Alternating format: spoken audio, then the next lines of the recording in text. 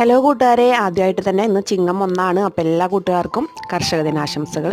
അതുപോലെ തന്നെ ഇന്ന് നമ്മൾ പച്ചമുളകിൻ്റെ വീഡിയോ ആണ് കേട്ടോ. നമ്മുടെ പച്ചമുളക് കൂമ്പുന്നുള്ളതൊക്കെ കഴിഞ്ഞിട്ട് നന്നായിട്ട് ഉഷാറായിട്ട് ഉണ്ടായിട്ട് പൂവിട്ട് തുടങ്ങിയിട്ടുണ്ട് കേട്ടോ. പൂവും കായ്ച്ചും തുടങ്ങിയിട്ടുണ്ട്. അപ്പോൾ ഇന്ന് കാണിക്കുന്നത് സിറമുളകാണ് കേട്ടോ. അപ്പോൾ സിറമുളകാണ് നമ്മൾ നട്ടയിൽ ആദ്യമായിട്ട് കായ്ച്ചിരിക്കുന്നത്.